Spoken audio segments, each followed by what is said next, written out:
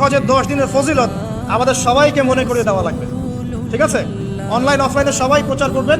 এই 10 দিন নেক আমলের জন্য একটা উৎসবের উপহার আল্লাহর পক্ষ থেকে। এই 10টা দিন যেন আমরা আল্লাহর পক্ষ থেকে এই উপহারকে কাজে লাগাই, বেশি বেশি নেক আমল করি, পরকালকে গুছিয়ে নেই।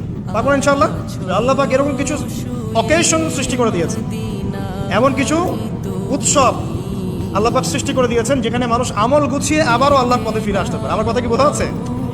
ঠিক এরকমই একটা উৎসব হচ্ছে, একটা অকেশন হচ্ছে আমলের উৎসব, সেটা হলো এই জিলহজ মাসের প্রথম 10 দিন। এই জিলহজ মাসের প্রথম 10 দিন সম্পর্কে আল্লাহ পাক সূরা ফজরের মধ্যে শপথ করেছেন, ওয়াল ফাজরি, ফজরের কসম, ওয়া লায়ালিন আশর, এবং এই 10 রাতের কসম। এই 10 রাত বলতে এখানে জিলহজ মাসের এই 10 দিন এবং 10 রাতকে বোঝানো হয়। এর ফজিলত সম্পর্কে নবী সাল্লাল্লাহু আলাইহি ওয়াসাল্লাম একটা হাদিসে বলছেন, সহিহ বুখারী হাদিস, আনাস রাদিয়াল্লাহু আনহু ইবনে আব্বাস রাদিয়াল্লাহু আনহুমা থেকে বর্ণিত, নবী করিম সাল্লাল্লাহু আলাইহি ওয়াসাল্লাম বলেছেন যে মা মিন আইয়ামিন আমালু সালিহু ফীহিন্না আহাব্বু ইলাল্লাহ মিন হাযিহিল আইয়ামিল আশরা।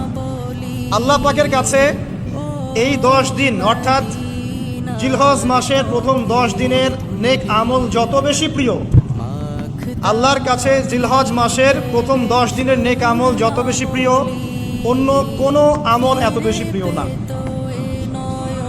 অন্য কোনো আমল, এটা বুঝতে গিয়ে সাহাবায়ে কেরাম প্রশ্ন করছেন, ক্বালু, তারা বলছেন, ইয়া রাসূলুল্লাহ, হে আল্লাহর রাসূল, বলুন সাল্লাল্লাহু আলাইহি ওয়াসাল্লাম, ওয়ালাল জিহাদু ফি সাবিলিল্লাহ, আল্লাহর পথের জিহাদও কি নয়? আমরা তো জানি ইসলামের সর্বোচ্চ চূড়া হচ্ছে আল্লাহর পথের জিহাদ। তো নবী সাল্লাল্লাহু আলাইহি ওয়াসাল্লাম বলছেন, ওয়ালাল জিহাদু ফি সাবিলিল্লাহ, আল্লাহর পথের জিহাদও নয়, আল্লাহর পথের জিহাদও নয়, ইল্লা, তবে ওই ব্যক্তির কথা ভিন্ন, রাজুলুন খারাজা বিনাফসিহি ওয়া মালিহি ফালাম ইয়ারজি মিন যালিকা বিশাই, কোন একজন ব্যক্তি যে তার জান এবং তার মাল নিয়ে আল্লাহর পথে বেরিয়ে গেছে, তারপরে কোনো কিছু নিয়ে সে ফিরে আসতে পারে নাই, মানে সে শহীদ হয়ে গেছে, এই ব্যক্তির কথা ভিন্ন। কিন্তু অন্য যে কোনো দিনের আমলের চাইতে এই 10 দিনের নেক আমল আল্লাহর কাছে সবচেয়ে বেশি প্রিয়। তাহলে আমরা বুঝতে পারলাম, আমরা যে 10 দিনে এখন বসবাস করছি, জিলহজ মাসের আজকে কয় তারিখ? 1 তারিখ। এই যে আল্লাহ পাক নিয়ামতের সাথে আমাদেরকে বাঁচিয়ে রেখেছেন, এই 10 দিন আমল করার সুযোগ দিয়েছেন, এই কৃতজ্ঞতা স্বীকার করে আমরা কিন্তু শেষ করতে পারবো না, পারবো না।